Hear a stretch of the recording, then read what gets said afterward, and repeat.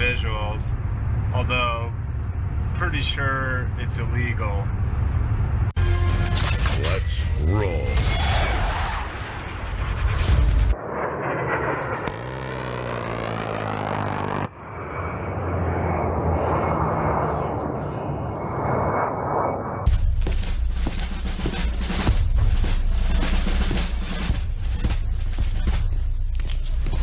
Morning, Sergeant Major. How do you know what kind of goddamn day it is?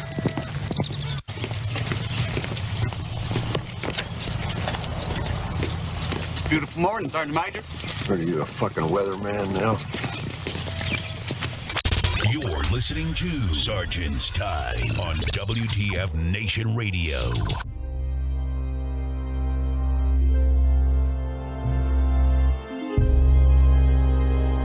And what's going on, guys? Ladies and gentlemen, welcome to the 12th October 2017 edition of Sergeant's Time. Myself and Mike Golf. What's going on, man? How was your week? Or did you just hear me just say that? Mike Golf, where are you? Where are you? I can't hear you. What are you doing? Something's wrong with your mic. Wow. Well, look at that. That's a laugh for you. That's right. So, check this out. I have to begin my training to not use profanity for Saturday's show on KHB. So I kind of have to parse my words and think about what I have to say and all that. And I can't get emotional, can't get riled up, so I have to practice. So I'm just give me a count, see how many times I mess it up. If I mess it up, then I mess it up. But that'll just give me some ammunition to not do it, because I don't want to get in trouble, or I don't want to get us in trouble either. So aside from that, yeah, duck that exactly. Maybe we could use some other choice of words to to get the word across without having to use profanity. Can you use profanity, Mike Golf? Well, I mean, can you be held to that standard by not cussing the show? I'm here. I finally made it. Yeah, thank you for coming. Got to the chopper. Yeah, exactly. For all those fines that I'm gonna have to wait, Tyler, I'm gonna have to those FCC fines coming up on Saturday, because I was just telling the audience, my God, that I have to practice not using profanity on this show, so that way I could ensure that I can't even talk. You need to have a censor button. Yeah, and everyone's like freaking. Everyone's throwing the enticement to profanity. I can't look at the Facebook live chat because people will start enticing me to say some. See, I already see the hell. Yeah, you can say hell on the radio. It's okay to say that. Just do it, do it. What kind of mother father do you think I am? Yeah, exactly. What, you flipping Flower and Frankenstein? So it's gonna be weird to not say stuff like that. I can't. Shut the front door. It's going to be F-bombs, F-bombs, F-bombs. Whoa. Hold on. Yeah. Back the truck up. Exactly. So we're going to sound like old Mother Trucker. Mother Trucker for Floor. It's like you're talking to a pastor or a freaking chaplain or a what are Satan preachers? Satanic preachers or something like that. They don't cuss too. I'm just joking. Yeah, so it's going to be a practice for me to try to eloquently speak in a tone that you guys not recognize me going, what the hell is going on with Ice? He's not speaking like Ice. He's speaking like he's speaking in front of a group of people at the... He's speaking very proper. Yeah, yes, I'm doing the thing that I'm speaking proper. Here we go. Okay, all you infantry dudes, pull out your dictionaries. Yeah. Ice is going to speak very eloquently and articulately. I must be... Yeah, exactly. Far enough. See, everyone's trying to. Should we be starting squares? everyone's already starting the jokes out. Oh man! For every 4-letter word Ice utters unintentionally, let's have a $1 donation. Ooh, to the station. Yeah. Donate some cash to the station if I mess it up, or wait, I have to pay it, or the audience is going to pay for it. No, the audience has got to pay for it. They got to catch it. or they got to catch it and then they have to catch the podcast. It's hard for me to not really. It just wants to flow out. I have to be careful what I'm saying. $10, huh, John? I don't know.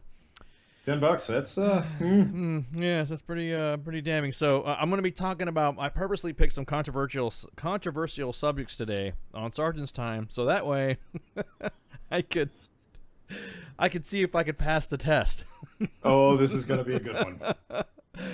Hey, guess what? I'm not going to be on the show on Saturday, so it doesn't fucking matter what I say. Yeah, you can say whatever you would like, Mike Golf. I have to parse my words and be careful to what I'm going to say. God, it's going to be hard. Okay, but that's my one pass. I'm gonna support you, Ice. We're a team here, and I'm gonna help you out. People are gonna be like, "What the hell's going on what's going on? How come these guys are not So $10, huh? $10, John? Is that what you're saying? $10? You saying that you can't go 5 minutes without swearing? Well, we've already gone almost 5. Well, actually, we have gone 5. Yeah, we have. So we've gone past that. Yeah. I mean, it's not as. I mean, you could still be as.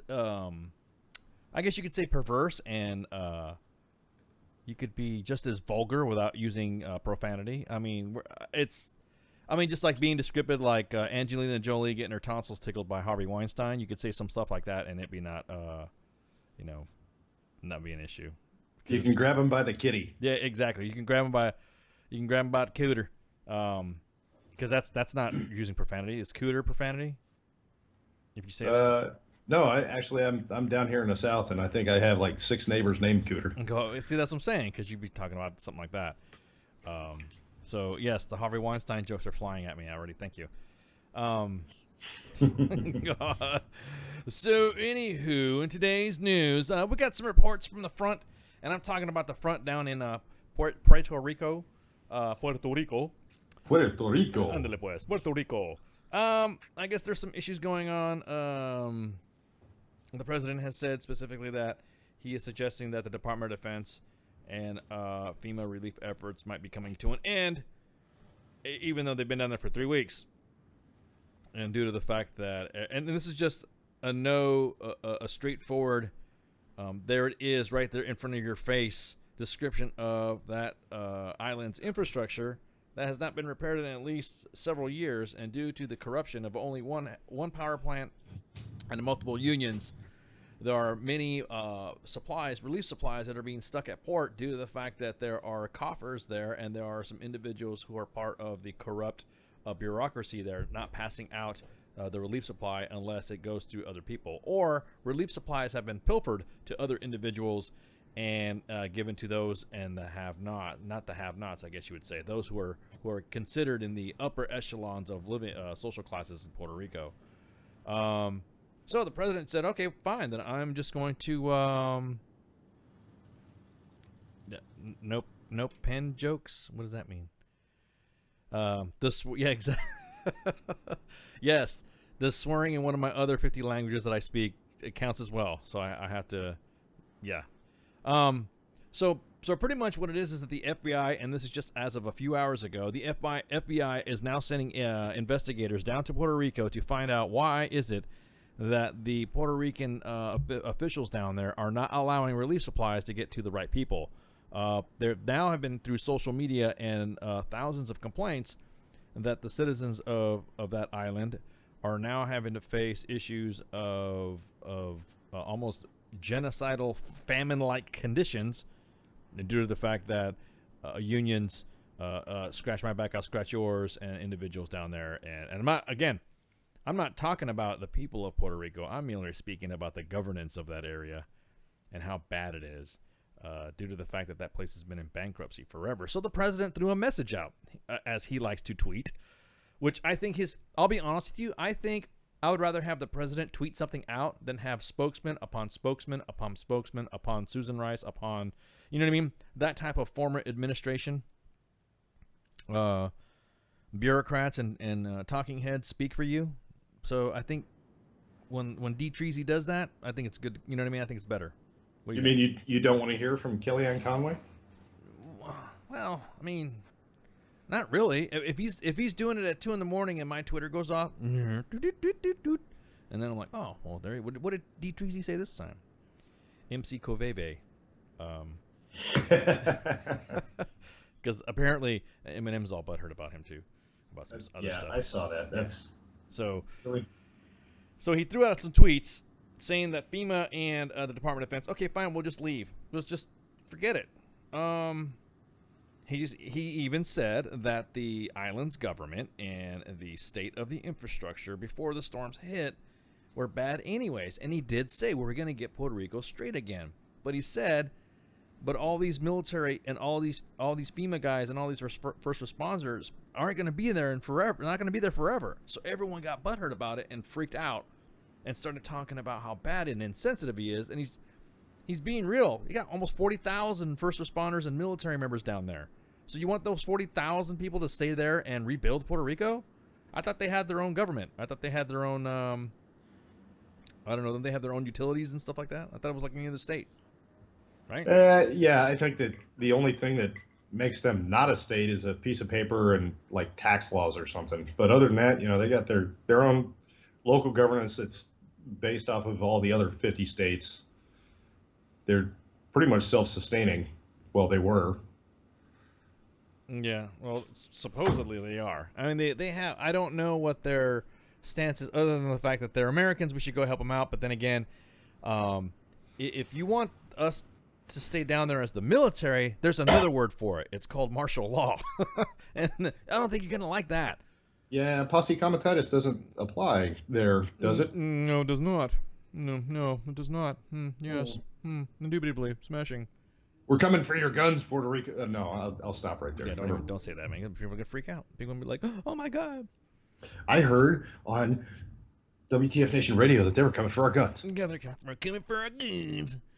No. The president again said specifically that the electric and infrastructure was a disaster before the hurricanes, and although they suffered 3 hurricanes, we must assist them in getting them back. Assist them. Unquote. Congress must decide how to spend on a bailout for them. He's talking. See, that's the thing that trips me out, is that the president is actually considering a bailout for Puerto Rico, but yet individuals are getting mad because we got, I don't know, Al Qaeda's, ISIS, other individuals that we got to go handle, and everyone's freaking out because they're pulling out to go do other stuff. Okay, well, we were getting the relief. It's almost, I don't know. People of Puerto Rico kind of like rise up against your people and say, hey, no, screw that. I mean, it sucks because once we leave, it's going to be, they're going to be there at their own device, left at their own devices. So it's going to be unfortunate that they're not going to be there to, of course, it's easier to help others when they can help themselves. I mean, you're going to help them out. And then they vote not to become a 51st state because of those said groups there. That's the part right there that just kind of rubs me the wrong way. Yeah. You want all this, you want this federal assistance, but you don't want to become part of the federal organism. Yeah, exactly. Oh, what's it Brian says? I don't know if you guys think about America nowadays. I love my country, and I love armed forces and beliefs our country built upon. I say if you don't like it here, then leave. If you quickly find out what freedoms you had. Exactly. Oh, I know what you guys are doing. You guys throwing scripts in here so I can cuss. That's what it is. They're testing you. They're testing me. They're testing. Noah says, why should we put so much into that they don't want to be a former part of our country? Because it still doesn't matter, no matter what. They are still American citizens. So. Yep. But exactly that, and they speak English. So I mean, it's right now. It's not a situation that is easily handled right now. Everybody wants the instant, flash to bang, instant gratification. Let's have it now. Why can't this happen? Why didn't you bring those ships earlier? Well, because, it takes a few days for a ship to get out down there. They're big and they move slow. Now, I don't get it. When people go on cruises, they want to take their sweet time, right? So what do you think happens when you go down to Puerto Rico in a ship? So I wonder how many National Guardsmen volunteered for that. But an ocean cruise down to Puerto Rico in the Caribbean? Hell yeah, Sarge. Let's go. Let's go, Sarge. Hey, Sarge, what do you got to do? Well, we got to help clean up. Wait. So I'm going down to a tropical island paradise to do police call? Yep. And then hand out MREs and water to civilians? Yep. Count me in. What do I sign up? Yeah. What do I sign up? That explains why we haven't heard from Cavman in a while. You know what? Caveman has been gone for a little bit. I think He probably packed his Speedos in his duffel bag. He did. He does like going out to exotic locales and likes to talk about his exploits. I haven't seen him in a while. He's down there hunting all the homeless Latin men. Yeah. Retired artillery here. Yeah, I know the acronym. Oh, field artillery guy. Oh, you almost made me try to say that. You see that? Oh, nice. Good one. So the president said specifically that, hey, look, we cannot keep FEMA. Of course, we've been amazing down there forever. Everyone flipped out. Because specifically since right now as it speaks, without the military, 90% of Puerto Rico's, I didn't realize they had so many people there. 3.4 million lack electricity. 3.4 million people down there don't have any electricity, 90% of them. And 64% have access to potable water. Dude. Oh, well, that's crazy, man. And then he's talking about bailing them out. So I don't know why everyone's getting, When everyone was asking at the White House press briefing, they asked General John Kelly, the chief of staff, said, hey, could you clarify? And he said, yeah, they were accurate. Those comments were accurate. So what's the deal? He even said that relief effort is not open-ended. This is our country. Our country will stand with those that American citizen Puerto Ricans until the job is done. That's what it means. He didn't put a timeline on how long it's going to be or not continue. He's just saying we're not going to be there forever. I think no. Yeah. It's a valid statement to make.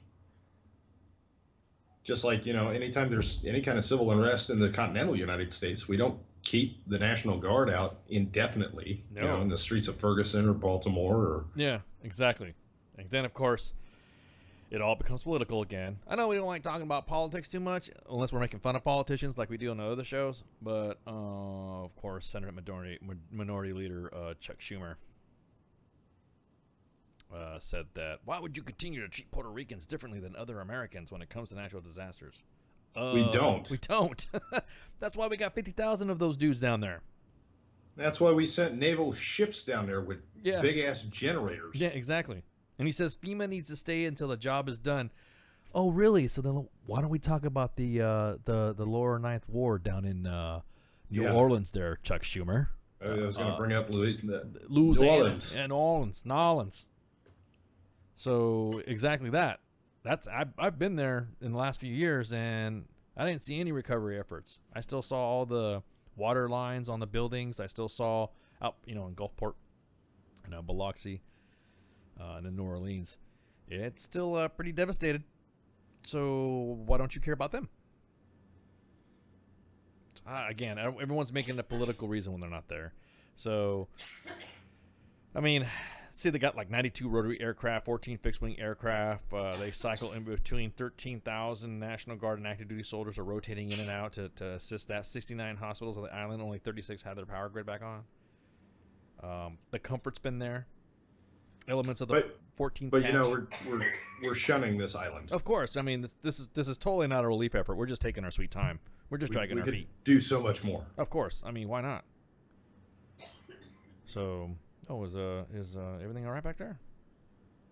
Are you talking to me? Yeah, somebody's coughing in the background. Yeah, it's just Mrs. Mike Golf hacking up along. Oh, it's all right. Oh, okay. He says it's something like an apocalypse movie. Exactly that. So. Yeah, well, I mean, again, you are... Oh, man, I almost said something. I almost slipped. I said you're picking pepper out of fly feces.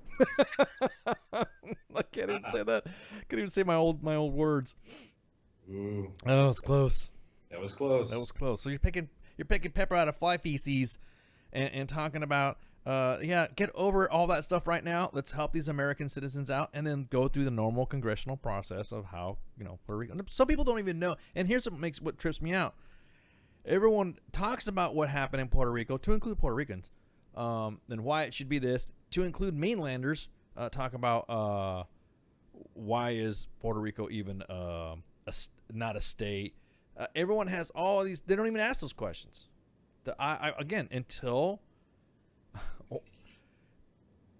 I guess you'd say until all that's done, everyone's all out of the way, and everything can kind of get, because right now the civic leaders, I think the officials should be paying attention more to the I don't know, the devastation that's happening right now. I mean, I'm just saying, just kind of a just one of those things where I don't know reasons on why it should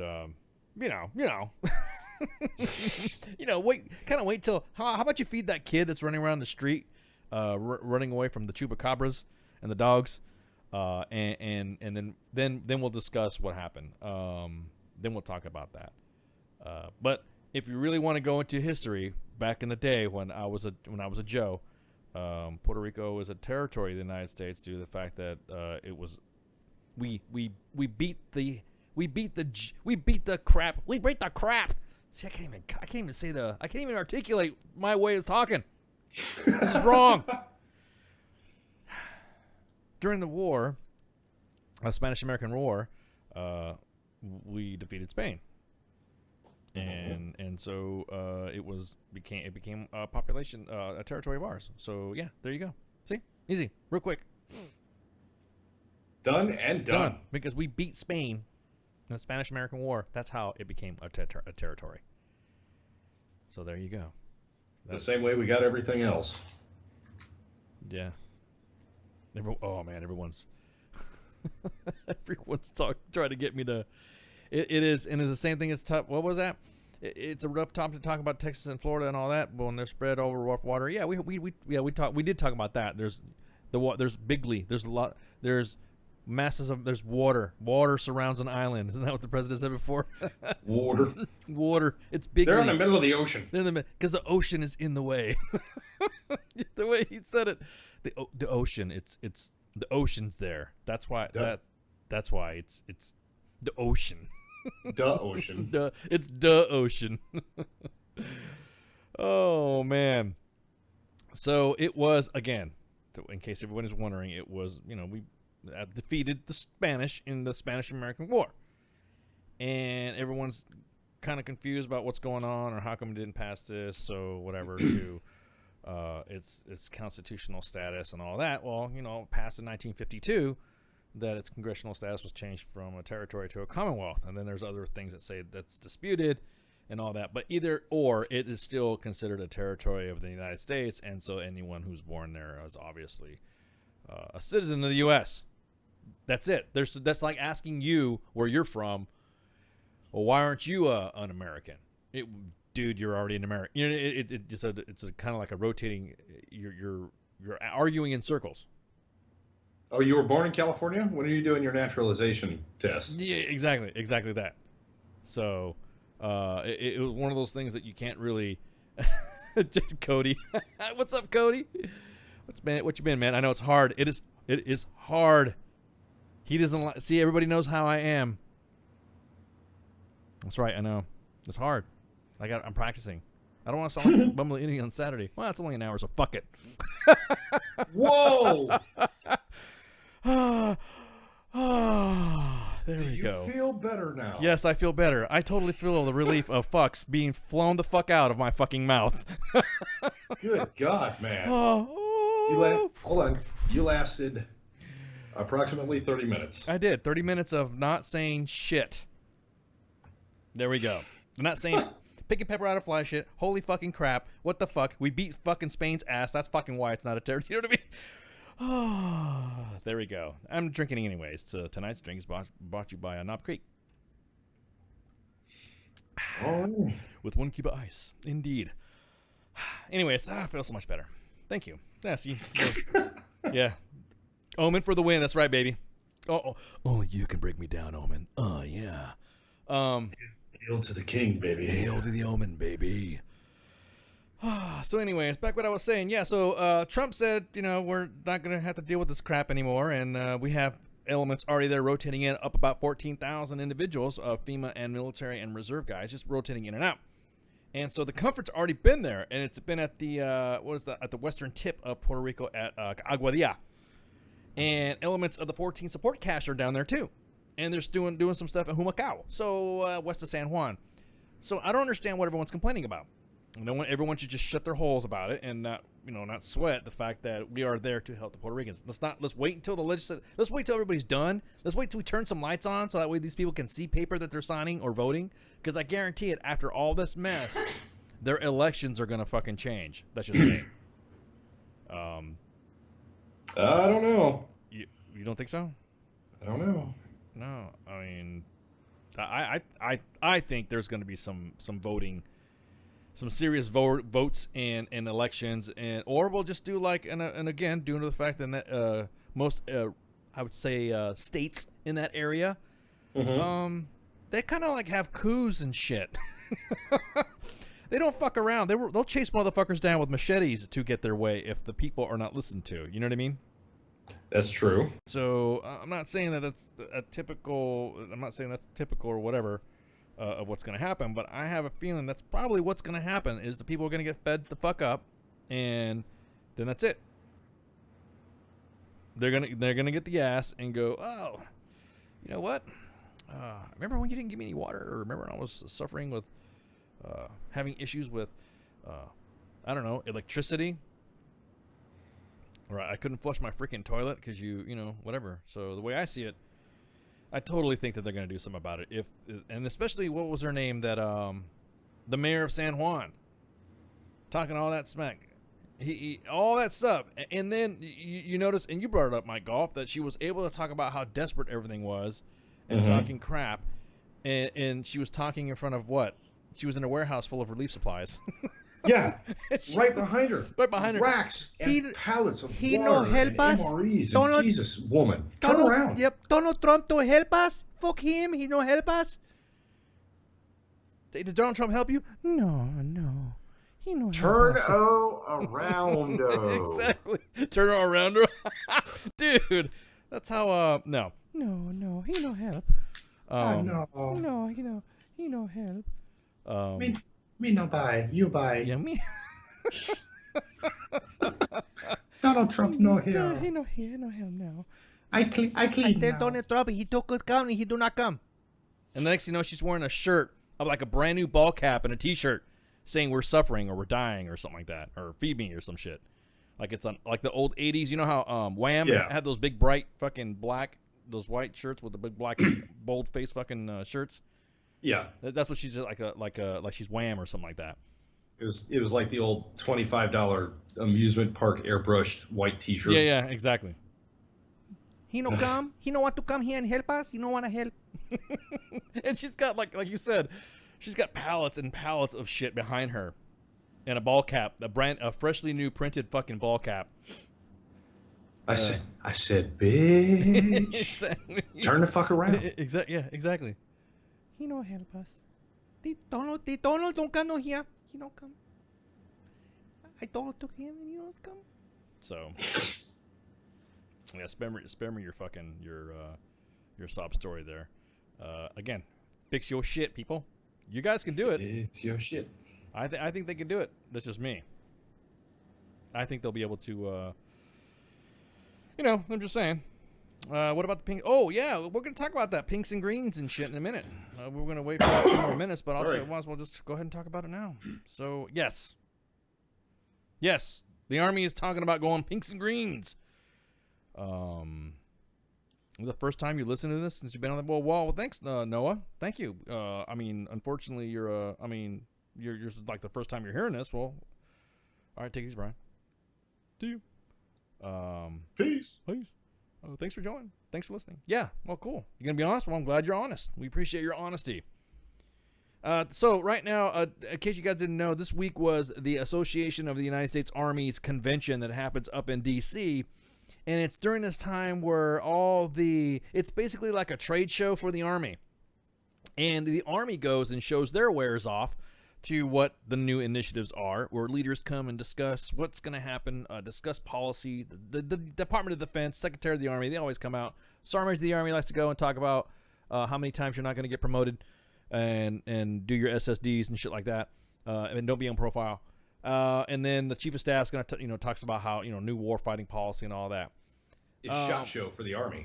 I was about to say it's exactly like SHOT Show, and you have contractors out there, which is kind of funny how that they talk about ethics, but I don't know. Anyways, They always, you know what I mean? They always talk about, oh, it's unethical that you are representing the U.S. Army in a trade show in the Army and all that. But even though they have Bell Textron, they have FN, who cares, man? It's these individuals are coming out and displaying new technologies for the U.S. Army, for our young soldiers, to close with and kill the enemy. Because now everybody can do it. So I don't want to hear about this Pogue shit or all that. Everybody can do it, even chicks. So whatever. So the next thing they were highlighting was that there was individuals walking around the freaking the convention wearing World War II uniforms, and everyone thought they were like some part of a fucking soldier show or some shit like that. And it turns out it's the new freaking pinks and greens that the Army's talking about. If you go ahead and direct your attention to Facebook Live or Mixer or YouTube or any other viewing platform that you use, you can see individuals standing there. You got a Sergeant First Class there. He's a Sergeant First Class with only 2 hash marks? Dude, man. What freaking... Well, you know, when you're a professional model for the Army at the ASA conventions... I was about to say, dude, he is... Hey, Sarn, where you been? What MOS you got? You got the band MOS or something? Probably. Yeah. I wouldn't be surprised if he did. Yeah. So, anyways, if you go ahead and check out the check out the monitors right now, and you'll be able to see those three soldiers. One of them's like a major, one's a Sergeant First Class, and one's a Buck Sergeant, and they're all sporting the new pinks and greens. Now that's what I'm talking about. That is style. That's when the Army had style. You know what would be more stylish is if it was the Ike jacket. Oh no, they're coming out with the Ike jacket too. That's what I'm saying. That's just one set of the uniform. God damn it, dude. You're going to make me go buy this uniform. Dude. I'm retired. I don't have to wear this shit. But well, damn, that looks good. It does. It's, you know how the Marines, how they have their dress blues and whatever service, whatever they got, and then they have like their khakis? It's like that. That's what it's for. It's like their everyday utility wear type shit. It's like business casual. It's like ACUs for dress up. I don't know how you can fucking describe it, but it's just, yeah. See how it's like fucking all nice and shit? Yeah. Well, they look pretty pretty strapped. Classy. That's a classic look. Yeah, very classic. See, that was back when the Army had style and they didn't give a fuck about political correctness. When they said real men drive tanks, real men jump out of airplanes and shit. You know what I mean? I'm so glad you brought that up because, you know, you're focused on the uniforms at the AUSA conference, and you're wrong. The most important thing at the AUSA conference was General Dynamics unveiled the M1A2 SEP V3. Yes, they did. Which I'm surprised that thing didn't break the freaking floor of that convention area. That's a 70-ton behemoth, dude. It's only 72 tons. Only 72 tons, yeah. Actually, with the Crow system on there, it probably weighs a bit more. Yeah, and they're also putting what they call the trophy system, which is an anti-munitions defeat device. This is open source, and it's on. You guys ever play Call of Duty, right? I saw that. And you play the trophy. You throw the trophy out, and that way, if anybody throws a rocket at you or a grenade, it shoots a projectile towards the rocket or grenade and blows it up right there. Yep. So all real life now. Yeah, it's real life now. It's actually always been there, but it's just not been highlighted as much as Call of Duty seems to be getting all the information better than the Army, even though it was like, no, that wasn't really happening. That's not real. And sure shit, here we got the trophy system now in real life. Well, it's kind of like Star Trek inspiring technology, like cell phones and all that. Yeah, exactly. iPads and shit. Life imitates art. Indeed. So there you go. So that's the freaking the pinks and greens. I think they look badass. I think it actually complements the female appearance because it's always been, and I've heard this from female soldiers and female coworkers, that the Army has always fucked up their appearance when it comes to wear. Like it's almost like they can't get it right. It's because they keep changing the fucking uniform. Well, that too. I mean, that's another thing.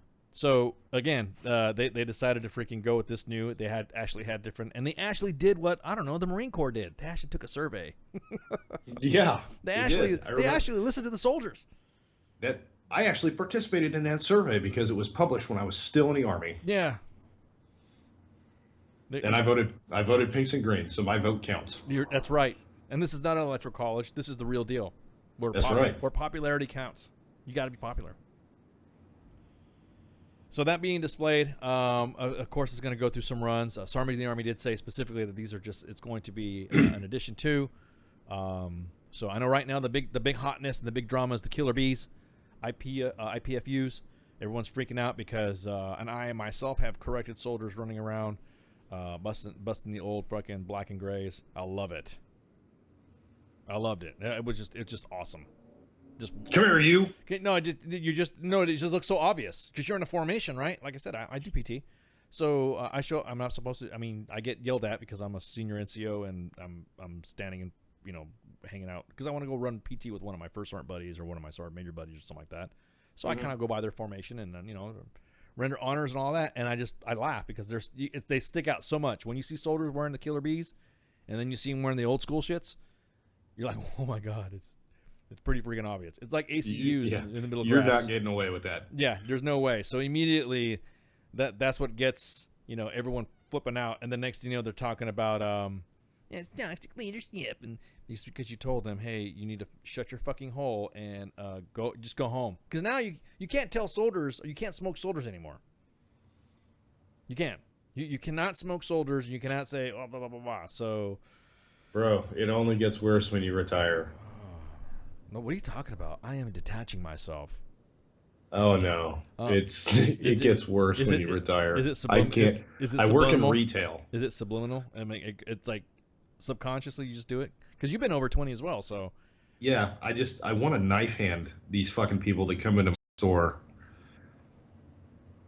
What are you doing? Put that shit back. If you don't have enough money to buy it, or you change your mind about buying it, go put it back. Police his shit up. You can't do that. People say police, they think you're going to call the cops on them.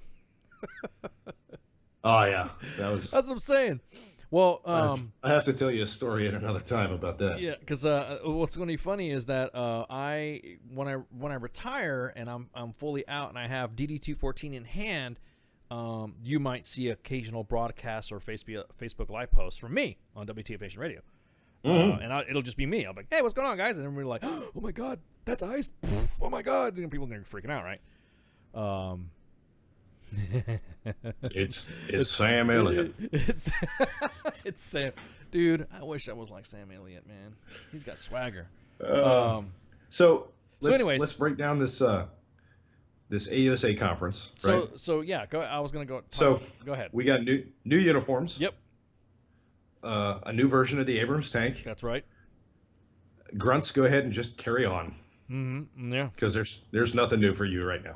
No, there isn't, except for increasing women in more combat units because the Army did a survey basically called the USR. We went through unit status reporting and decided to go, yeah, where are all the women at?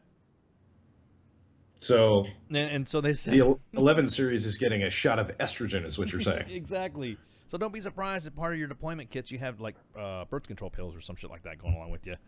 And then, tampons. What do I need these for? exactly. Gunshot wounds. The new line of supplies. You just gotta make sure you don't mix it with Quick Clot. You know what I mean? Oh, that's disgusting. Cram this in a hole. Pull a string. Yeah, you're good. I wonder what happened. We need to have Dr. Ed give us a call. What would happen if a woman would accidentally use Quick Clot in an area where she is menstruating? What would happen? Nobody My imagination just went to a very, very bad place. I'm just asking. I'm just wondering. What's the anyways?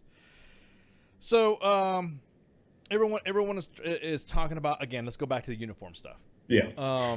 So everyone's talking about how this is more than a uniform, blah blah blah blah, and everyone's talking about the whole way it looks and how we need to go back and these prototypes or whatever. So these soldiers were actually walking around and it's whatever. So it is, like I said, it was almost the equivalent of going to the field. I would make you go to the board in those things type shit. You know what I mean? Yeah. And so in the Army, old Class A was just like a green because the Army wanted to be green. They wanted to be weird and polyester, and it was also during the 70s and stuff. Yeah. Yeah. So it went to its freaking wow, Superfly. Who is the man? Yeah. The Army's theme song was "Staying Alive." Yeah, exactly. The Army's theme song. Flash, you damn right. Oh. But can you dig it? So the Army basically went through 4 different iterations of uniforms before basically decided to say screw it. And the actual Army green uniform, although it came out in 1954, a lot of individuals did not want to wear it a lot because of its. It went too cheesy when it said "Let the Army join you," because they went to an all-volunteer Army because the draft was done. Right? They dropped the draft, so they said, "Let the Army join you." Oh yeah, let me join you. And then grew more greener and more synthetic. Arguably the worst tagline the Army has ever come up with. Yeah, let the Army join you. Oh, yeah, let the Army join you. So it was just messed up. And of course, we try to get all old school. We try to get too old school by having the ASU representing the Army that was the Union, that was whatever, throughout the 19th Cavalry and stuff like that. And it just kind of like, I don't know. It's racist.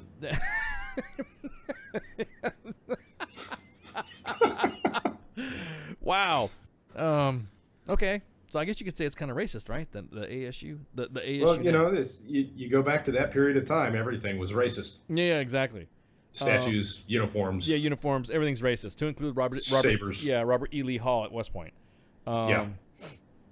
And then, so the Army's always had a they're trying to do, it's like wearing freaking a different type of uniform during the day when you're doing utility stuff, but you still have to present yourself like kind of like roughs or something like that. And so that, like you said, the eye jacket and stuff like that were more of the thing that, you know, individuals would wear. That's when you were allowed back then. That's when you were allowed to go out and drink in uniform. Well, exactly that. It's so again, everyone's trying to. What's funny is that everyone's trying to mix and match and try to hark back into history and all that. I went to a change of responsibility ceremony today, which there were thousands of them today. So guys, don't freak out. You ain't gonna bust my purse sec.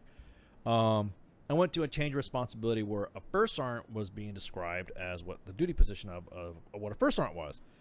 And, you know, they handle sword and music playing and soldiers are marching out. And I'm like, yeah, that's what I'm talking about. Sergeanting. That's what I'm talking about. Yeah. You know, a friend of mine's, you know, becoming a first sergeant.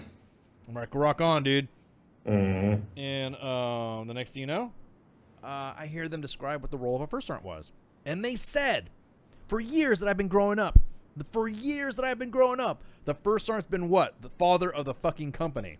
This guy beans and bullets. Beans and bullets, the father of the company. He's a mentor, blah, blah, blah, blah. The personification of hot stuff. He's a perpetual blur throughout the whole unit. If you see him in the motor pool, the standard bearer. The standard bearer. He was like, brah, right? Oh, sergeanting.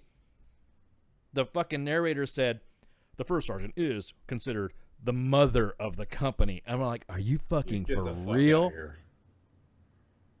I about lost my shit. And everyone's like, hey, man, what'd you think of my... Oh, ceremony is good until the motherfucker said mother of the company. And then somebody else heard me with a female senior NCO, and they said, what was wrong with saying mother? I said, it's not that it's nothing wrong with mother. It's just that has always been the father of the company. So, yeah. They're trying to go politically correct with dude. it. And they went completely in the opposite direction. And what they should have said, if they're trying to go PC and be truly PC, the first sergeant has always been considered the single parent of the unit. Yeah, exactly. Struggling to raise 64 juvenile delinquents. He's struggling to raise 110. Yeah, exactly. Struggling to raise 110 kids who just don't get along with different moms. That's a good fucking analogy. I mean, if you're going to be PC, let's go all the way. Yeah, exactly. Oh, it just pissed me off when I heard that today. I was like, really? Did you really just fucking say that? Dude.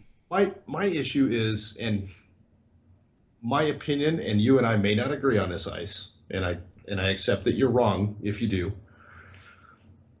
The idea of a senior non-commissioned officer change of responsibility is, in my opinion, completely ludicrous. Say that again now? The what? The idea of a senior NCO change of responsibility is ridiculous, in my opinion. The whole ceremony in itself? Yes. To have a ceremony? A ceremonial, pompous dog and pony show for an individual. Dude, that's some shit officers do. Dude, you should check out the Sergeant Major's Academy. there is the haves and the have-nots elitist bullshit running there right fucking now. I'm telling you. Yeah. And- This whole first sergeant, sergeant major change of responsibility. Yeah. Just and here's the quietly thing. and professionally move out, move in. Hi, I'm your new first sergeant. I'm your new sergeant major. We don't. I never understood the change of responsibility ceremony. It was supposed to signify. Here's what it was. I get what the whole intent was. Is because the officers had a change of command ceremony, and so when the officers had a change of command ceremony, it always reflected on the officer, the commander, the because to command is a privilege. To command, and command, right? There was nothing that was gated or geared to, because every time the commander would give a speech, what would the commander say? The first thing I want to thank for is my first sergeant. My first sergeant, Ice. You, man, you kept me out of jail. First sergeant, Ice. You helped me with this. First sergeant.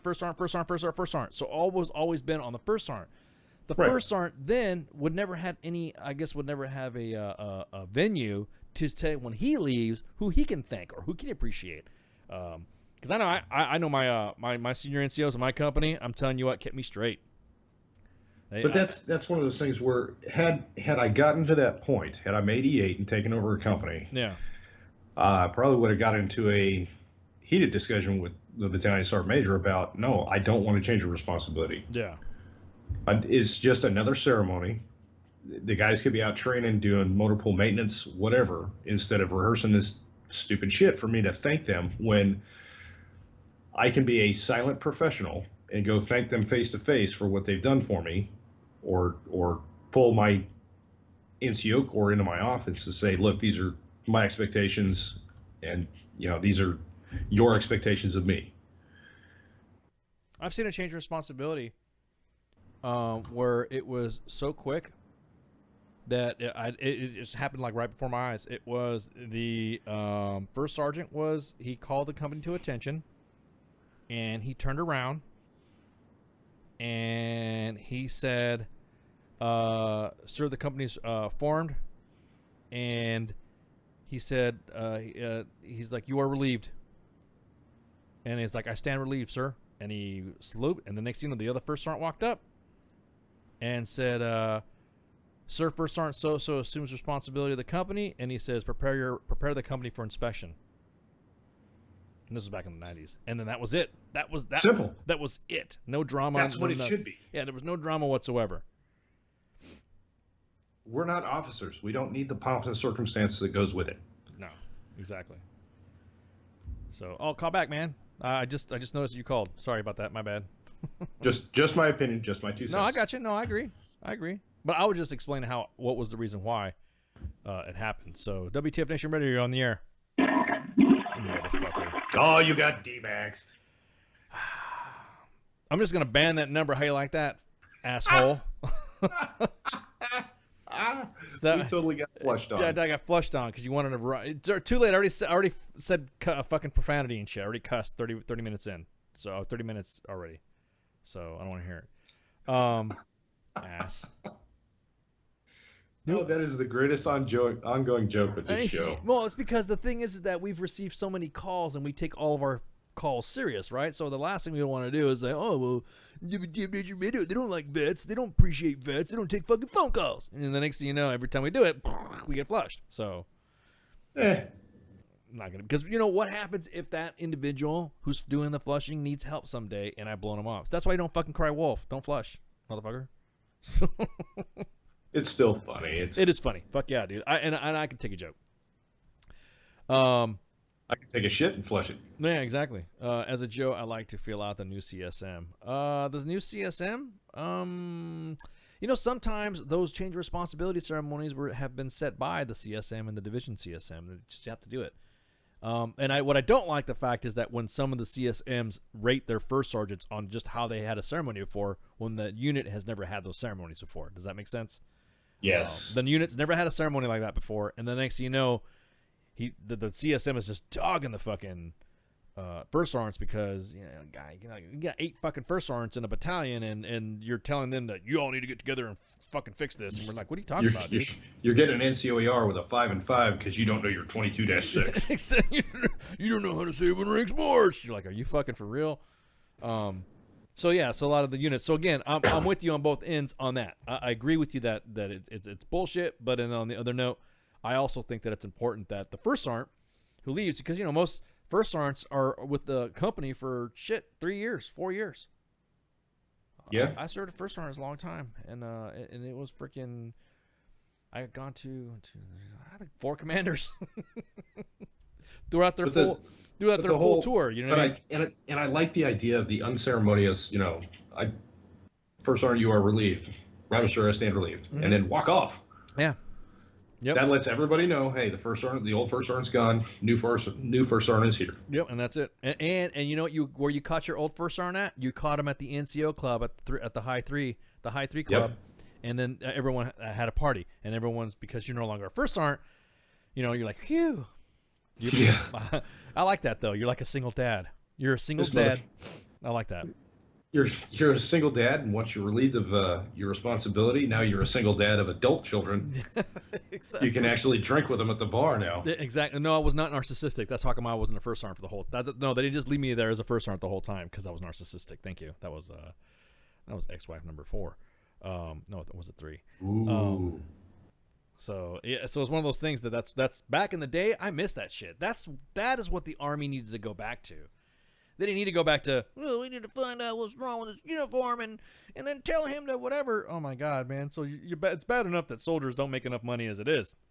Now, of course, I know soldiers need to understand when they come into the Army, you're not going to be making bank.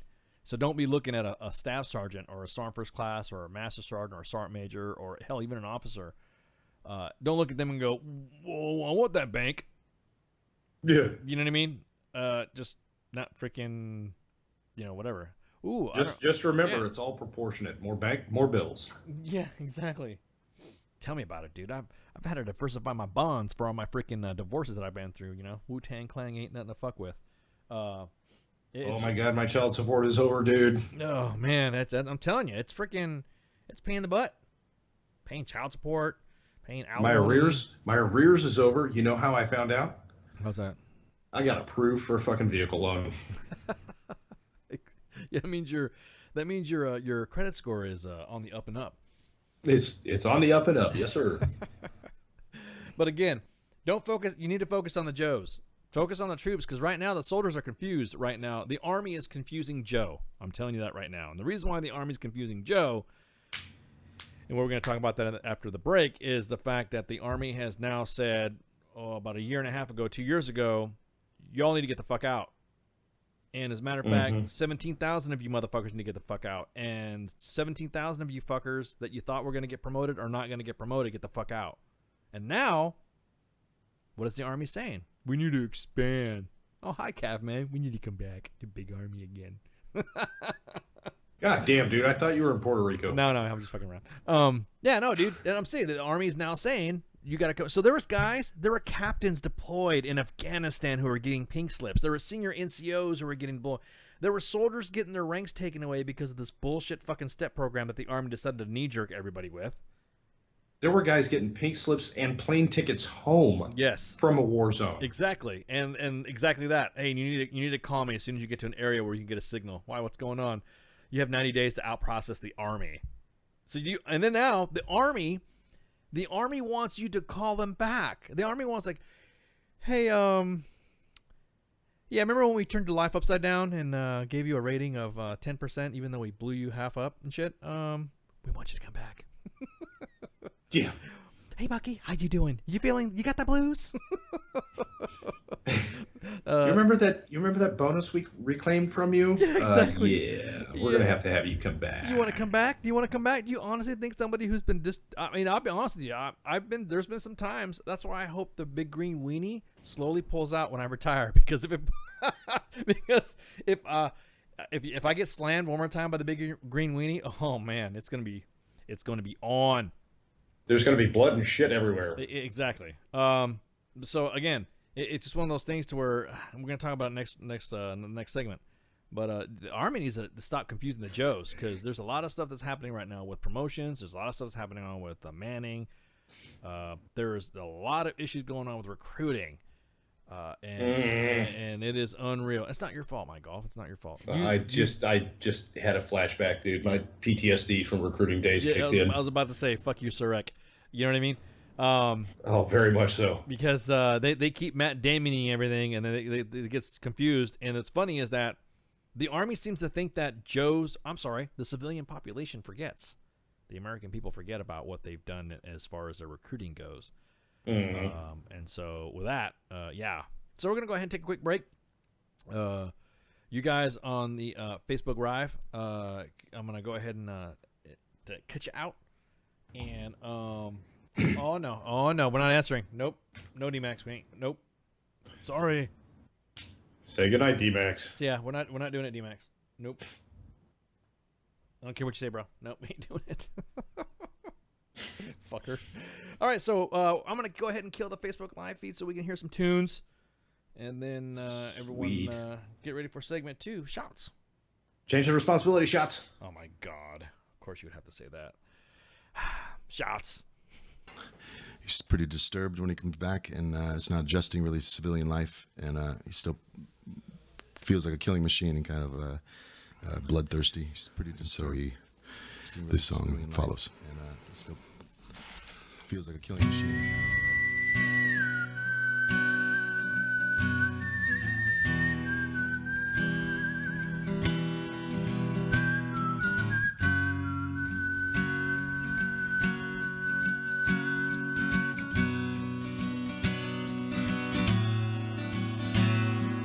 This time is different. It's not like the time before. Well, I crossed my heart that I won't kill no more. Jesus, watch over me, keep my anger at home. You better bless these wicked hands, 'cause they got a mind of their own. Don't go downtown.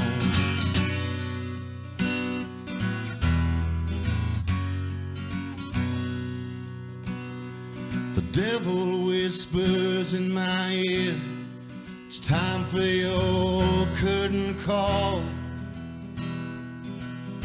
So I dress myself on up with alcohol.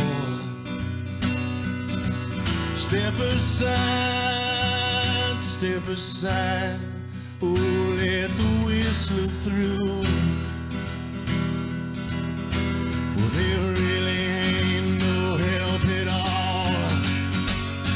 Folks like me and you, don't go downtown. Don't you go downtown.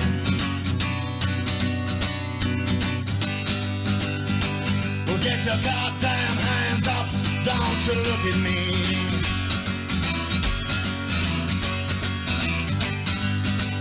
No other dying here.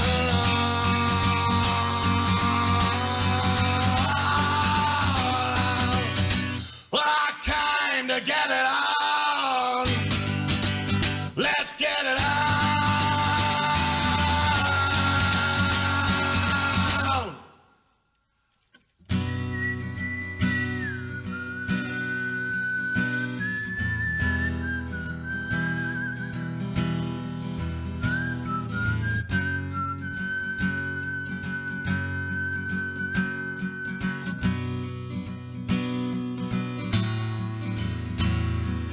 This time is different. It's not like the time before. Well, I crossed my heart that I won't kill no more.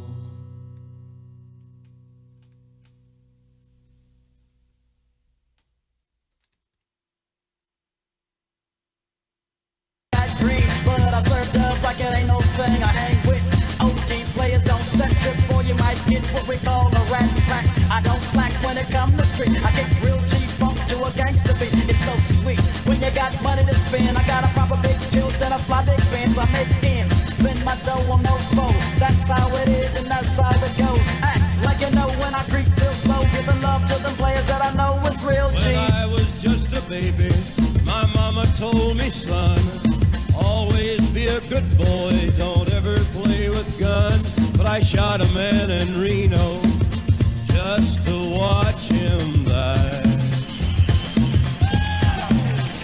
When I hear that whistle blowing, I hang my head and cry. Dumped up on fools with a quickness, and they got no cure for this sickness. I get paid for the way that I kick this, like a G-star, an OG-star. A real player named Easy, and I live my life straight crazy. Don't need no punk fools paying me, and road groupies and hoochies don't faze me. I take 2 steps back and release myself to put platinum and gold on a record shelf. I don't brag, but I tell it like it's straight up is. Before you do a record, partner, handle your business, and don't get caught slipping on the under, or you might wonder what's up on the man. I call a spade and get paid. G showed the way, so I give love to him. When I was just a baby, my mama told me, son, him die. When I hear that whistle blowing, I hang my head and cry. And see why must I take the cat and be a dog, a straight up hog. I lead frog to the sound of a gangster beat, so I can hear my record bumping on the Compton street. That OGPIMP and low G and low hip hop thugs so quick to rush us straight to the dirt. Fool, I do work. Nobody move, nobody get hurt. That's how it is when it comes to me. Cause I'm the short but wicked player named Easy. Women can't play me, some say I'm crazy, but I don't think so. Coming pure and loco, I can sit down by the scandalous trick. Let me hit it one time, the trick that's it, but don't trip. Gives my dough to no foe. That's how it is, I got no love for you. When I was just a baby, my mama told. Results may vary. Keep out of the reach of children. Avoid prolonged exposure to direct sunlight. Keep in a cool, dark place. And please enjoy the show. Shots. Shots. Always love that stinger. So you good with your sound, man? Oh. I don't know. Am I? What are you playing with? You playing with a different mic or something? Yeah, Bluetooth. Doesn't sound. I mean, I'm not picking up any different sounds. I mean, it sounds all right.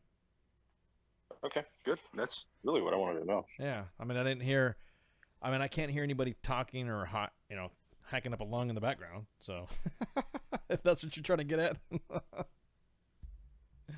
How about now? I could hear you perfect. Like I said, you're coming in fine. No issues. How about now? Oh. A new mic is just a new matter of hardware. Oh, it's a new matter of hardware. Oh, okay. It's a matter of new hardware, yeah. Oh, gotcha. Okay. All right. Yeah. Now you sound fine. I mean, you sound like you're about ready to. You sound like a stormtrooper from Star Wars now. So. So anywho. So as long as you don't sound like a porg, we're good. As long as you don't sound what? Like a porg? Oh my god. Okay. Have you seen the new Star Wars trailer? Of course you have. Yeah. Bro, I'm not digging the Harambe's. Somebody brought it to my attention that the walkers now look like gorillas. Yes. And I'm not digging it. I'm not digging it. Yep. No. They're overthinking the First Order. Yeah, that's So you know what we need to do is I think we need to have an Imperial Sergeant's time. Nothing but Star Wars talk. Nothing from absolutely an Imperial point of view and discussion against these terrorists and the religious fundamentalists known as the Jedi. We understand that they're trying to push and their. Dear God, please stop changing. Yeah. Please stop changing the Stormtrooper uniform. I don't make enough money. Yeah, really. Well, that's what I'm saying. We need to have an Imperial version of Sergeant's time, because there are sergeants in the Star Wars universe. So I think we need to we need to figure out how we can do that. See if we can get some permissions there from some people to allow us to do a Star Wars theme Imperial Sergeant's time. because I'm tired of this BS. I'm tired of the bullshit of all the Jedi getting all the props for nothing. When all the Imperial military and the Imperial government is trying to do is trying to restore order to the galaxy. The Jedi is making everybody kneel and shit. So ain't gonna happen. Oh man, you get people pissed off. All these nerds are gonna come out. Did he just say talking about the Jedi being like Islam? I didn't say that. I just said they're a religious fanatic group trying to impose their will upon society. That's all I'm trying to say. Separation of church and empire. That's right, man. What's up with that, dude? The Imperial government will... Anyways. All right. Yeah, you and I could go on for hours with that. Hours, dudes. Hours. For Scheisel. Okay, so what else we're going to talk about today?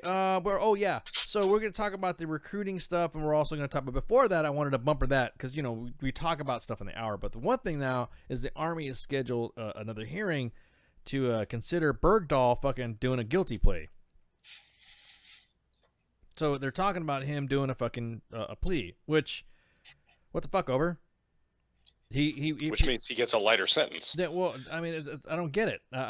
Well, here's the thing, and I know, in talking to Judge, our Jag, he says that a lot of the cases, a lot of charges get stacked and all that, and that's the reason why the military will, when they go to court martial, they stack charges. They just stack a bunch of them so that way, that each of them will add up to wherever. I don't understand what this is going to do, aside from the fact that it's got life imprisonment for one, and then the other one is punishable up to 5 years.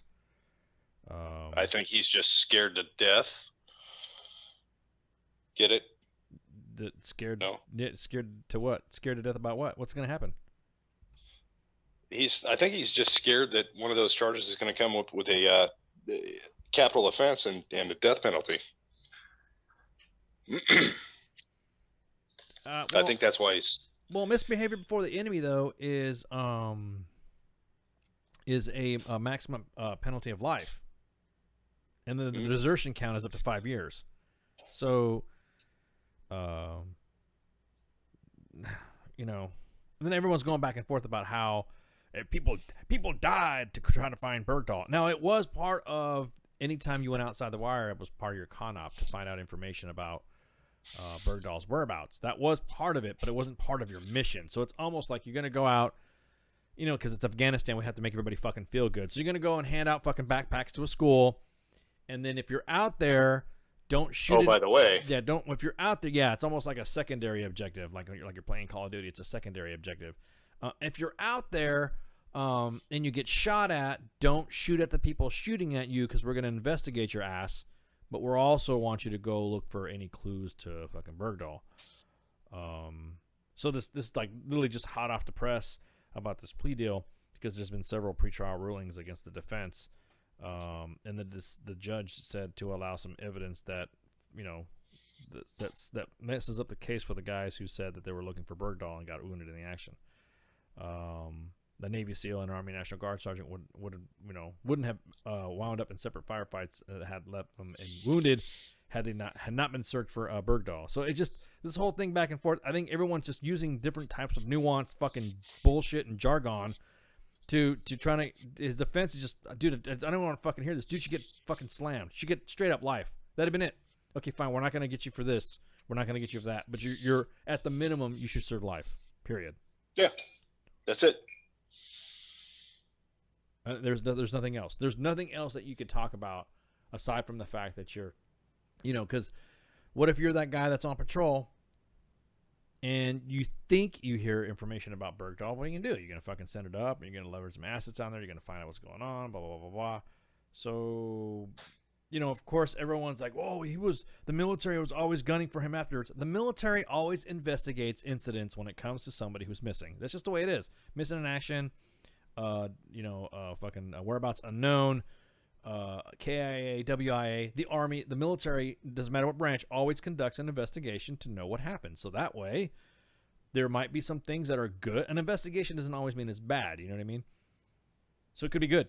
It could have been something good, whatever, or it could have been something bad, whatever. Well, in this fucker's case, obviously, this is fuck him.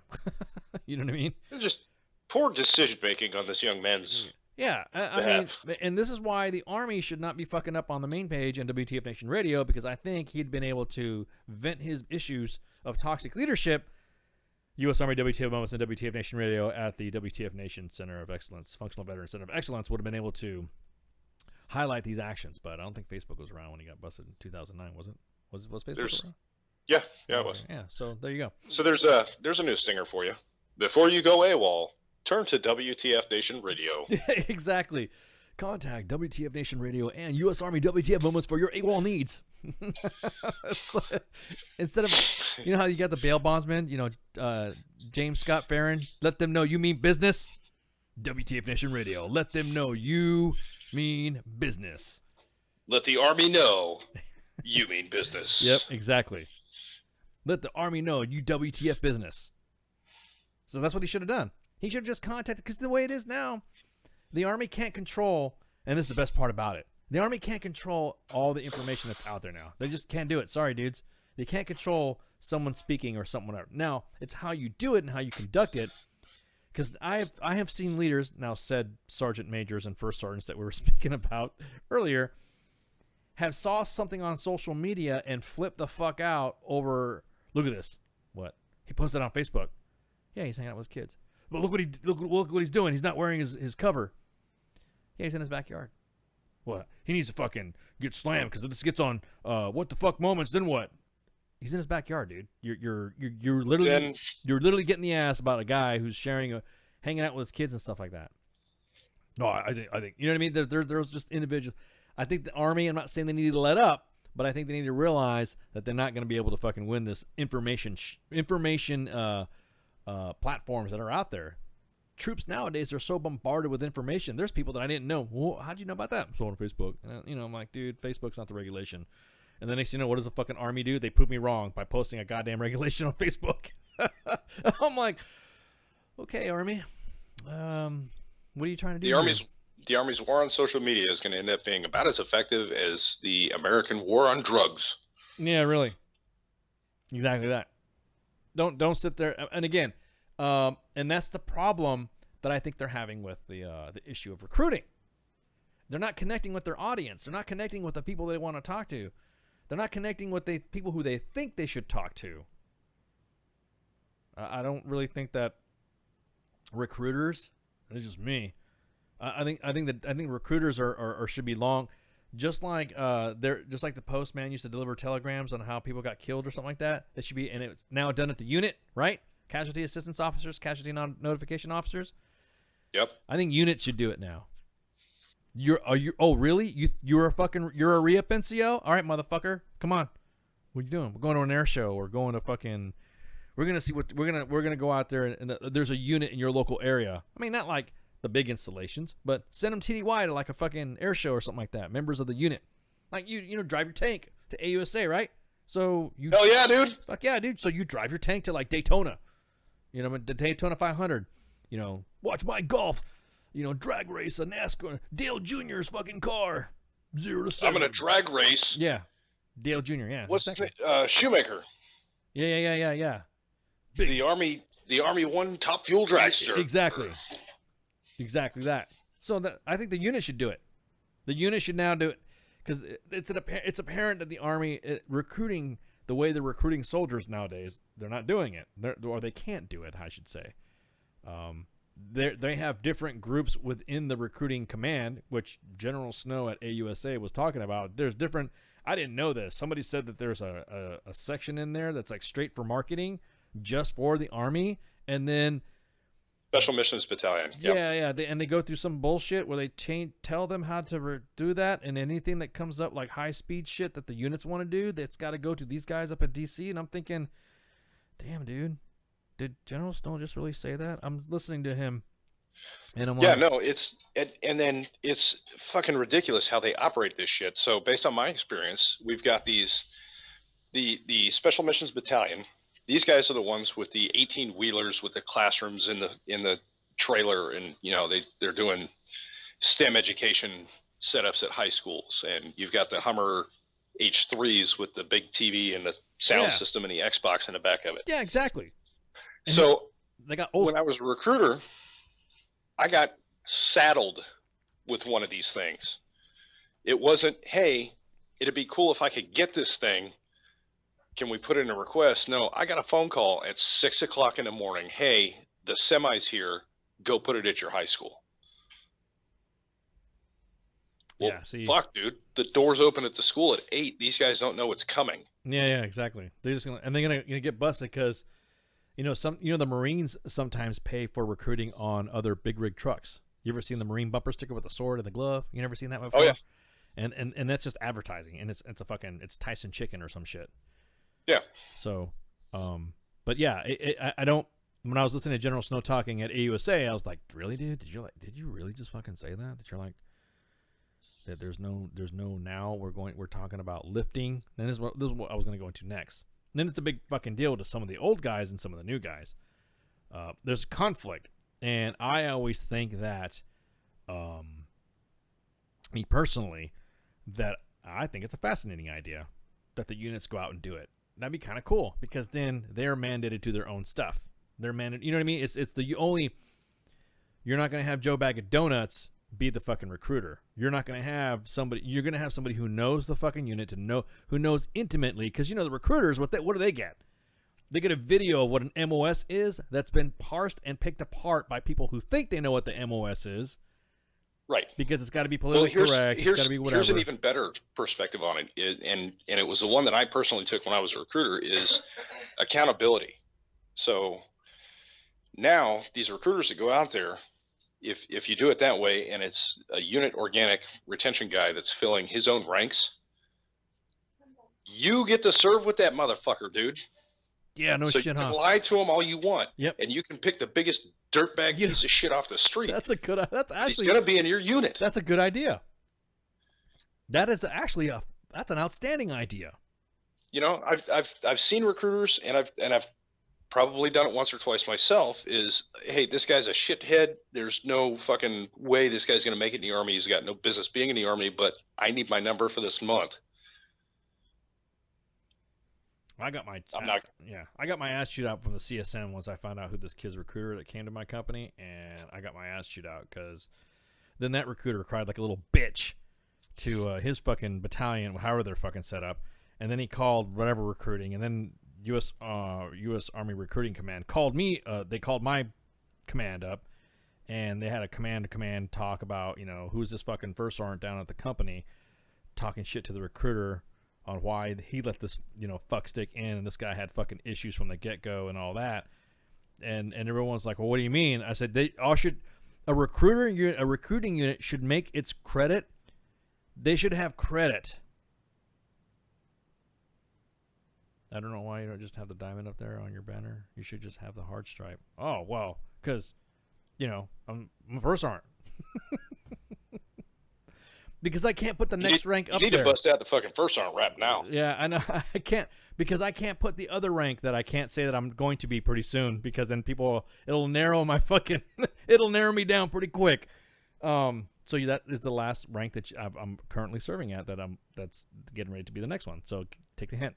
But you should get the recruiting unit should get the credit when the soldier is within the fucking permanent party and have had no issues for a year. So not only you as a recruiter, fucking do it, but now when you fucking when you're done with your recruiting mission, you get to serve with your fucking soldier. So in other words, right when that soldier signs up, that's why. How long is the recruiting assignment? 2 years or something like that? It's supposed to be 3. Yeah. I did 4. Yeah, exactly. Yeah. Well, I'm just saying they should have soldiers. They should have soldiers that go through all that shit and then make them serve with their fucking recruiters. They should fucking. Oh, so my golf, you're leaving in about a year, huh? Well, so if you have a year left, all those people that you brought in, those are the ones that are going to be serving with you when you're doing tanks again. hey, congratulations, you made E7. Yeah, Let me introduce you to your platoon. Exactly, here's your platoon, oh, and it's all your soldiers. So what I'm talking about is that the Army's going to bring up. Okay, here we go. Every time the Army talks about a pilot program, it's not about Apaches and fucking Blackhawks and Chinooks, okay? They're going to bring the Guard Reserve and the active duty components all together under one recruiting mission. So that way they're trying to understand Okay, well, what do we do? What are we supposed to do? And I was just telling you that about what General Snow said. He said it's been a tough mission, and then getting that 1 quarter into FY17 is the largest year of execution mission increase because we since have had an all-volunteer force. Well, to wade through all that, the Army, remember what I was telling you about the Army needing, that they said they're going to go ahead and drop you down and say that, hey, all those pink slips that we're getting. Well, now the Army is saying, well, we need to increase our soldiers. And remember those 17,000 that we were planning on, that we just already kicked out? Yeah, we need to bring 26,000 back in. You're fired. Just kidding. Just kidding. But really. But we're yeah, exactly. I'm like, are you fucking for real? Could you really believe that the Army just really did that? And so you're fired. Just kidding. Really. 3 years later, we'll call you back. No, for real. And then by then, you're gonna wonder why these guys don't come back. These prior you were telling me about this, the prior services sessions that you were telling me about. These guys coming back. How the hell are you gonna freaking convince them after they've been, like I said, they've been pulled out pretty fast by the big green weenie, and then they're now gonna say, sorry, we didn't mean to ruin your life and have to up and move you and your whole fucking family back to a point within 90 days after reading this letter or reading this email over on a plane ride coming back from Afghanistan or Iraq. Shit. Yeah, and exactly. And then you're gonna want to go, yeah, and we're gonna rate you. So you're gonna get your VA rating and everything all done within 90 fucking days or something like that, or 6 months. And that's why I sent you the meme that I sent you today. Yeah, dude. You're kidding, right? They honestly think this is gonna fly. I don't. It didn't scare me enough the first time. Yeah, I don't think it's gonna fly. It does now. Yeah. No, it's not Jon Snow. That's not wrong Snow. It's General Snow. It's not Jon Snow. Is it his name, Jon Snow? I don't know. Is it? Let me find out what his name is. Oh, it's just General Snow. It's Jeffrey Snow, not Jon Snow. So again, it's those metrics. See, at the general level, I think there's a lot of stuff that those generals don't get told what's happening down at the ground level, and they would be shocked at half the fucking shit. Because I guarantee it, we see it in the main page all the fucking time of individuals that have come in who did not need to come in. And then when they start to get processed out, or they find out they're going to get thrown out because the Army has changed the way they do promotions, have they changed the way they do selections? And oh, by the way, we're going to give you automatic promotions if you volunteer for only war.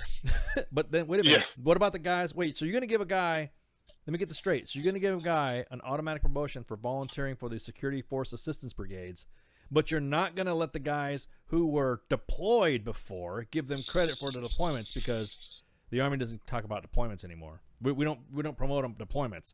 Does this sound fucked up to you, or I don't know what they're trying to get at. So again, 26,000 troops got to come back. So the original plan. There's no continuity. No, there isn't. There's, we harp on traditions and all that stuff, and we tested, started Audie Murphy boards and Morales boards. Yeah. Yep. But in reality, there's no traditions. No, there isn't. No, the uniforms, the manpower, promotions, the change of responsibility ceremonies. There's no continuity. Yeah, there's no. Yeah. In anything we do. Exactly that, Robert. They've been forcing troops out for a long time. Now they're talking about soldiers who they were talking about soldiers who need profiles. You're on profile, you're the fuck out of here. And then I'm like, wait a minute. We're not gonna put you out. We're not gonna put you out at all, because now we need you. No, because now you're getting a bigger percentage from the VA. That was a bad idea. Yeah, it was a bad idea. So we're gonna go ahead and just promote you out, and then you'll be good. But think about it, man. Could you imagine back in the day when you were getting forced out like crazy? And the Army was just going through records. Yep, you're fired. You're gone. Remember that DOI you got back in the day when you were just a buck private? Mm-hmm. So what you're telling me now is with the change in policy and heart of manpower and manning all of that, with my relief for cause, I could have possibly made Master Sergeant. Yes. Yep. damn it. It was not uncommon for a relief for cause to happen in a recruiting battalion either. It's actually those were the worst rated NCOERs because that's where leadership went out the window at that point. You don't lead as a senior NCO in a fucking recruiting battalion. You're like the CSM for a recruiting battalion is not leading. He's not mentoring. He's looking at fucking numbers like a goddamn used car salesman. You know what I mean? Yeah, but you couldn't tell my battalion sergeant major that shit. Who, by the way, had been in recruiting, had been a 79 Romeo since he was a newly minted E5. Those are the worst ones. Because those are like I said. That's why when I talked to that recruiter, he was a fucking staff sergeant and was talking to me like I was nothing, like I was just one of his buddies. And I said, if I find you, I know where the fuck you're at. I know where this kid goes. He's by my fucking hometown. I'm gonna beat the fuck out of you. I mean, I was literally getting violent with this. I was gonna get violent with this fucker. I'm flying home on leave, and you're just right down the street from where I'm fucking from. I'll blast you. I mean, I was just talking. I'll blast you in the face and all that, and that's what got them all scared.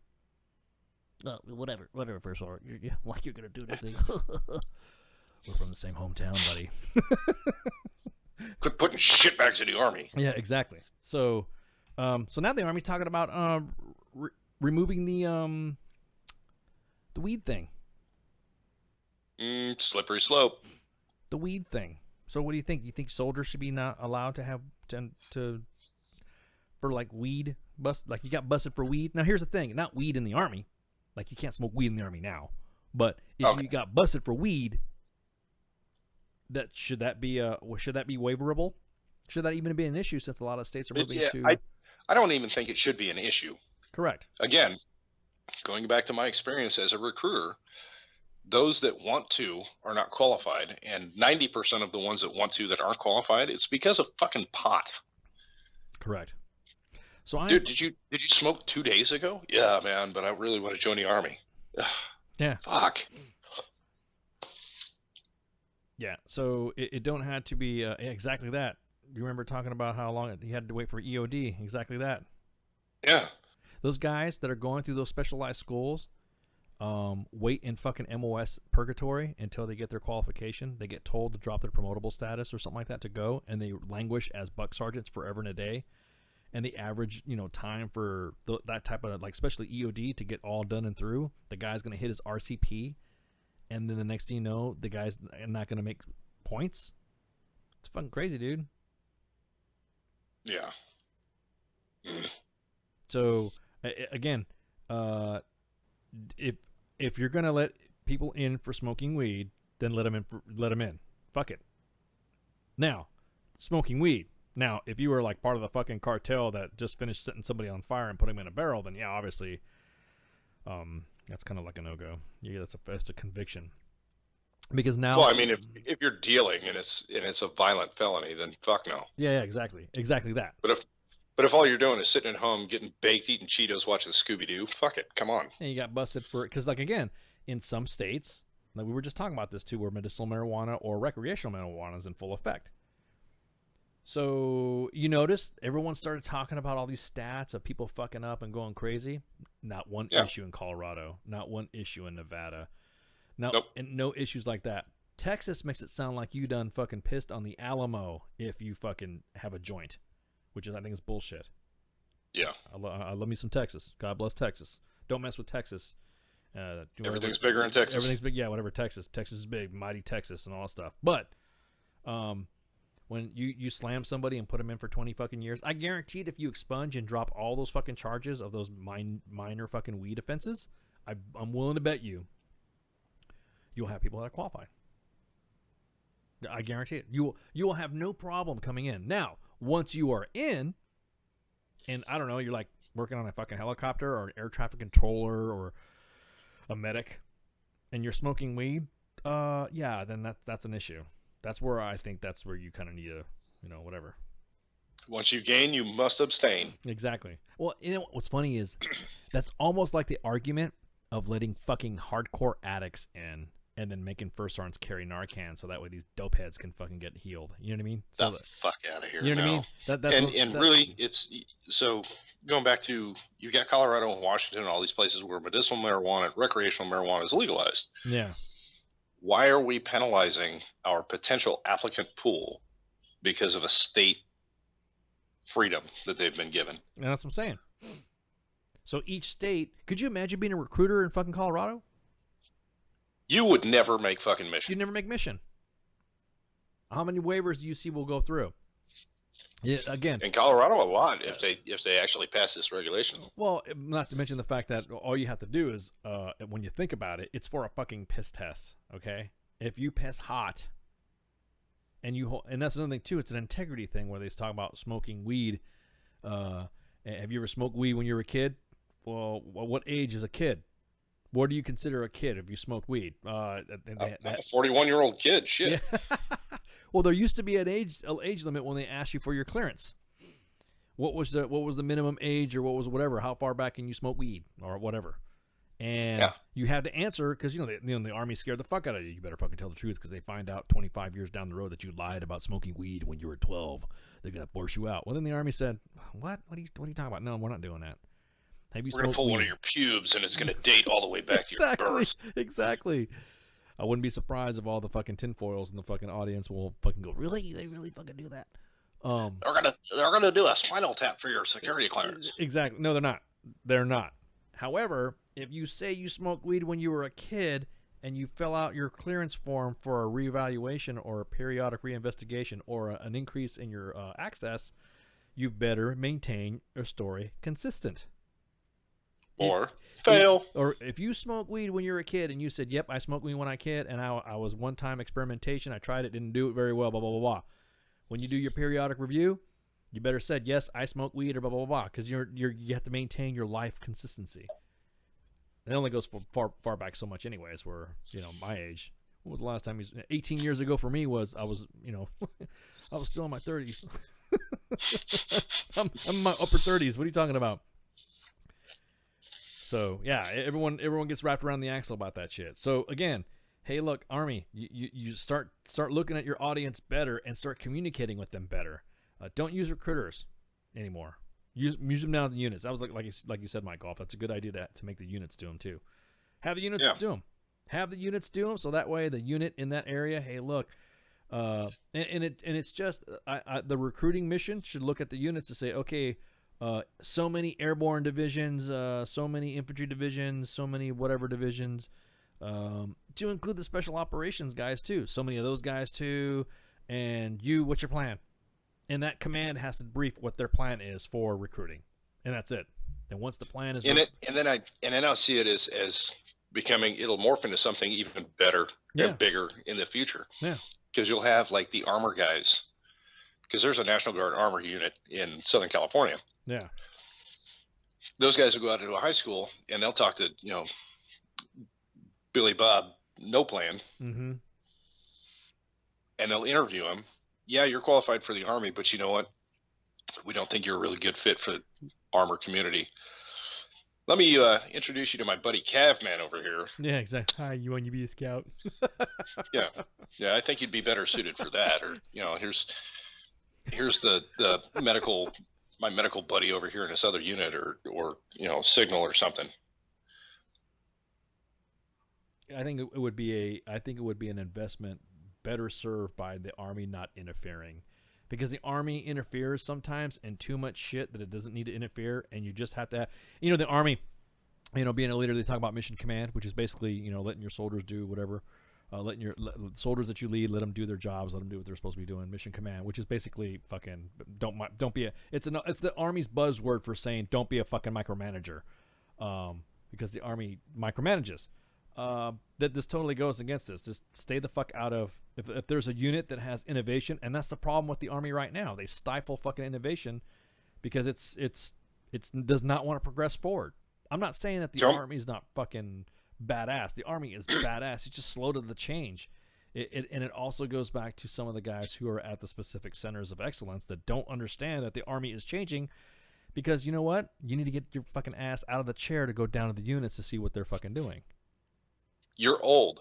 Yeah. You're set in your ways of thinking. Yeah. How about this? Tell the kid what you want done.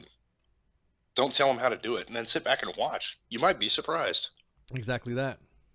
Well, I mean, and provided you might be surprised, but keep the guys that are not doing the work that are not like for instance, if somebody comes up with a badass campaign of recruiting and it's badass, don't say no. Mm-hmm.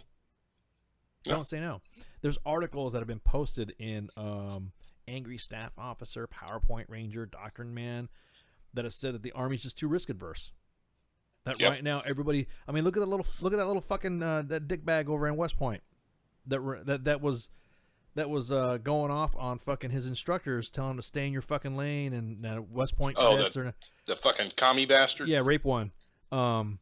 So Spencer Rapapone, Rape One, who's in the 2nd Brigade combat team of the 10th Mountain Division, who was wearing Che Guevara shit and all this other shit. Dude, he just needs to be slapped. He's a spoiled little fucking brat. And God, I wonder who he's related to. I wonder who he is related. He has to be related to somebody with some power for him not to get the fucking out to get out. Who's he?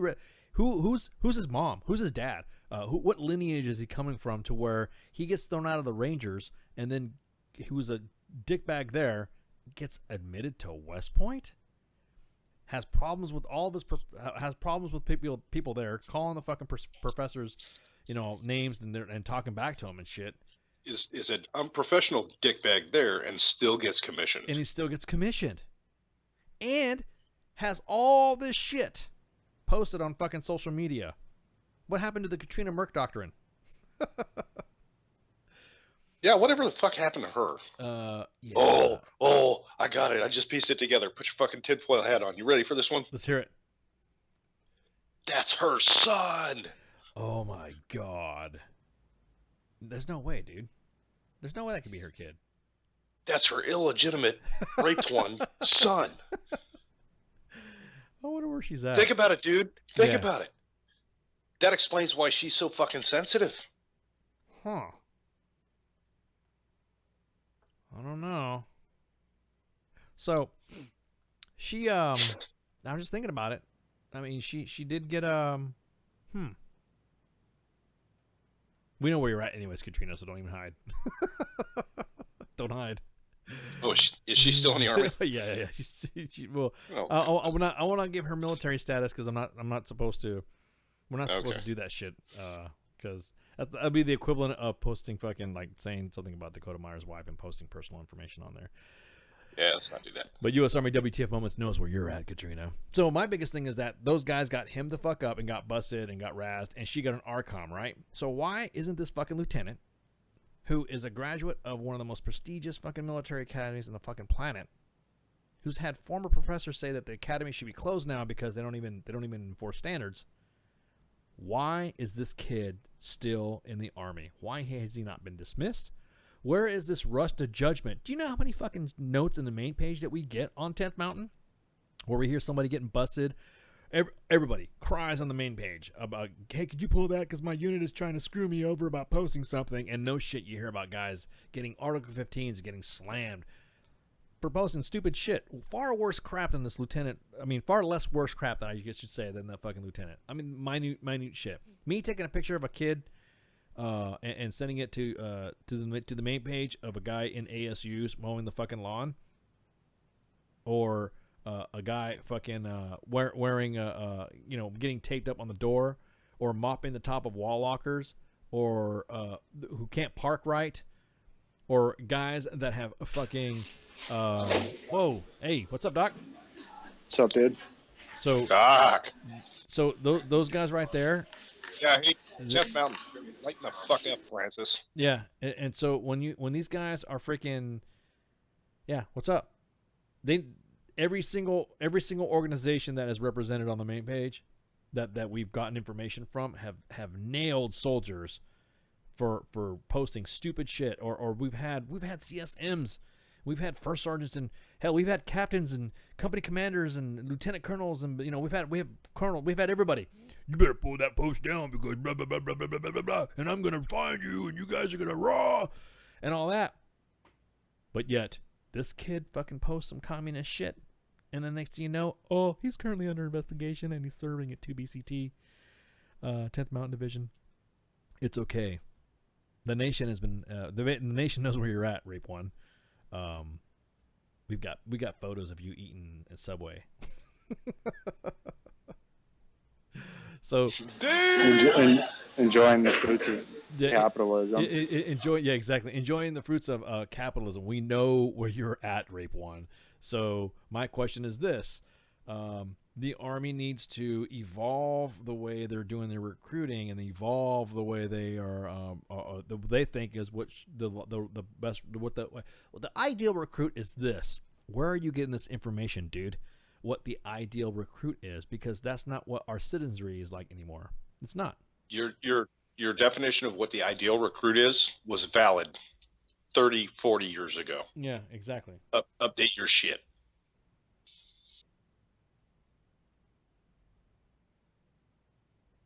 So, yeah.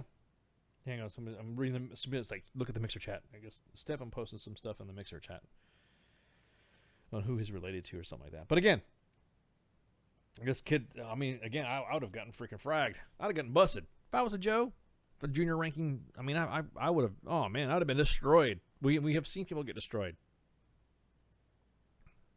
So what would have happened? Nothing. Well, he's a West Pointer, so. But it doesn't matter. Yeah. But that's what I'm saying. But West Pointers.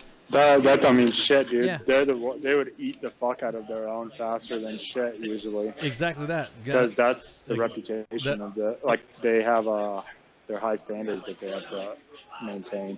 That's what I'm saying. They have the, like KJ and Ghosty said today at the show. It was pretty interesting. They were talking about the cadet code of honor and all this stuff. You're right, Doc Manus. They freaking, holy shit, dude. They fragged them. They fragged their own. and yet this asshole still got through. Yeah, exactly. I don't get it. I really don't get why Rape One is freaking walking around and then hearing the stories of what happened. Why isn't this guy fucking slammed? Why isn't whatever? But yet, poor private sends in something to the main page, and the command wants to frag the kid. Yeah. You know, some of the here, real quick, secret, real quick. I'm gonna hearing you now, right now, only here from U.S. Army WTF Moments and WTF Nation Radio. You're gonna hear some secret stuff. Some of it's not all Joe's sending it in. Some of it's your leadership. Hey man, I'm a commander for this, but check this out. Oh, thank you. Hey man, I'm a first sergeant for this. Check this out. Wow, cool. It's not just Joe sending it in. I love watching. I don't love watching. Well, it's kind of funny how somebody who didn't send. We've had several posts that have come in, and it wasn't from a specific person, but their first sergeant or commander accused that person when that, you know what I mean? There's no way, and it turns out it was one of his first sergeant buddies or one of his captain buddies or whatever. So yeah. Damn. Yeah. So I'm saying it's before. Again, we are ruled by the condition of anonymity. As soon as anything hits the inbox, nothing is discussed.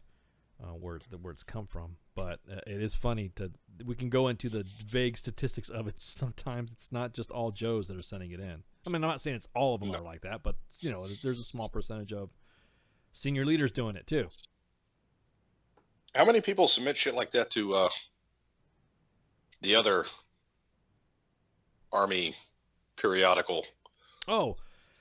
I wonder. Usually they don't. Well, if you looked at the last few stories from the Army Times, because you know, U.S. Army WTF Moments and WTF Nation Radio isn't going to get an open invite to AUSA, so of course they're going to, during AUSA week, that's their prime moment of, you know, getting all the love. Yeah. But every 3 minutes, the main page receives between 560, 800 messages every 3 minutes in the inbox. Yeah.